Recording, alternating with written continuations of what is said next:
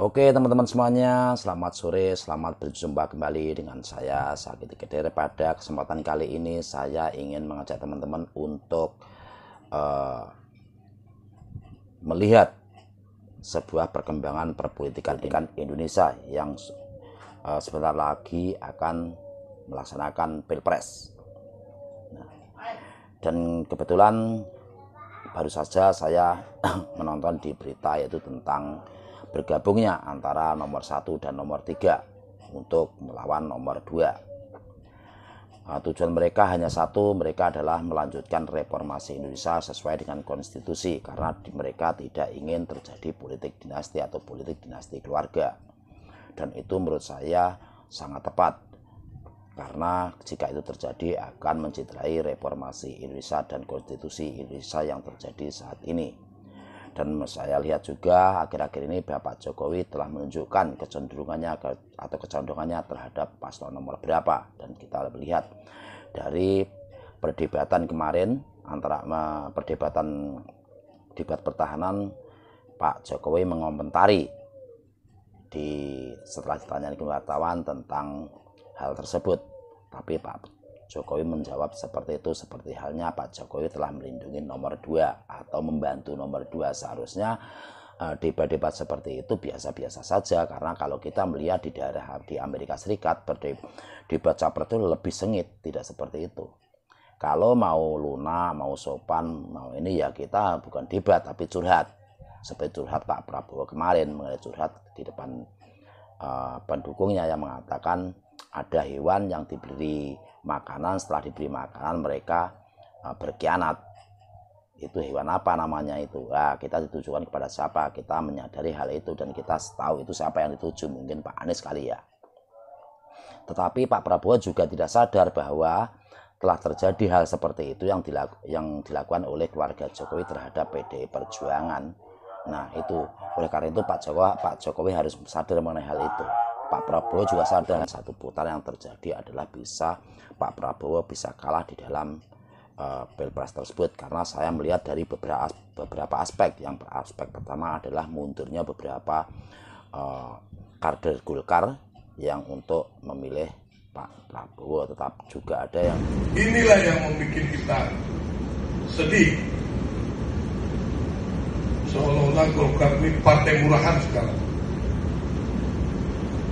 Kenapa ini terjadi? Ya ini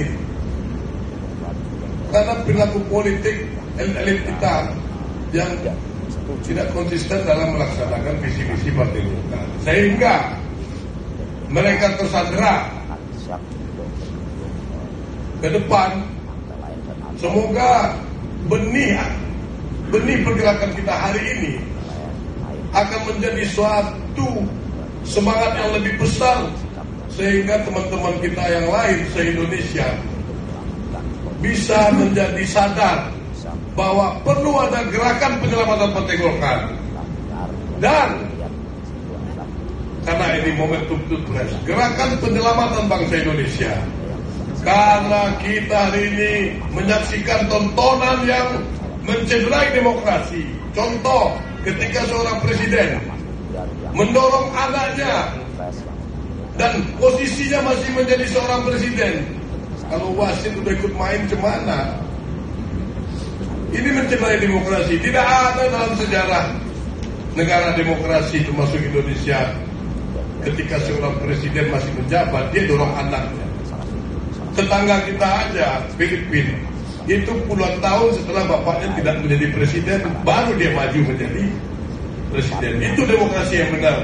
Dan dengan cara-cara yang tidak benar, melabrak Mahkamah Konstitusi melalui tangan keluarganya sendiri, yang akhirnya jelas sudah dipecat karena melanggar kode etik.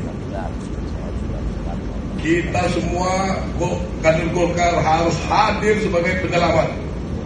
Nah, salah satu solusinya adalah mendukung Ganjar Pranowo. Mulai saat ini saya melihat dari pernyataan-pernyataan Pak Jokowi itu sendiri bahwa Pak Jokowi sudah mulai menunjukkan ketidaknetralnya, dan dia memilih bersuara dalam kecaman perdebatan dalam tema ketiga kemarin, dan Pak Jokowi sampai mengatakan seperti itu, seperti halnya Pak Jokowi udah mulai kampanye sekarang dan mulai melindungi paslon nomor 2. Itulah kenyataan yang terjadi sekarang. Makanya oleh karena itu kita teman-teman semuanya yang berpikir waras, berpikir bersih dan rasional demi mengedepankan cita-cita konstitusi dan demokrasi Indonesia, mari kita memilih pemimpin yang menurut kita semua adalah layak. Nah, dan itu kalau menurut saya kita bisa berpikir di antara 1 dan 3 menurut saya. Kalau menurut 2 saya tidak. Walaupun saya anggota Projo dan yang sebelumnya adalah saya mendukung Pak Jokowi mati-matian mendukung Pak Jokowi dari tahun 2014-2019. Saya sangat aktif mendukung Pak Jokowi.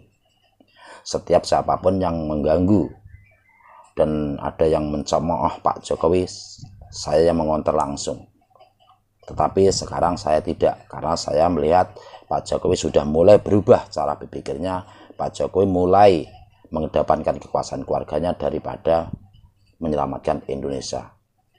Teman-teman semuanya yang saya hormati, yang saya cintai, mari kita berpikir jernih dalam kontestasi Pilpres tahun 2024 ini. Mari kawan-kawan semuanya, YouTube semuanya, mari kita selamatkan demokrasi Indonesia.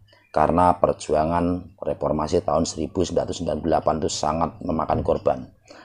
Jangan sampai mereka marah dalam kuburnya yang menjadi pahlawan karena dicidrai oleh kepemimpinan sekarang ini. Salam Indonesia, salam waras, salam untuk demokrasi Indonesia. Terima kasih, salam.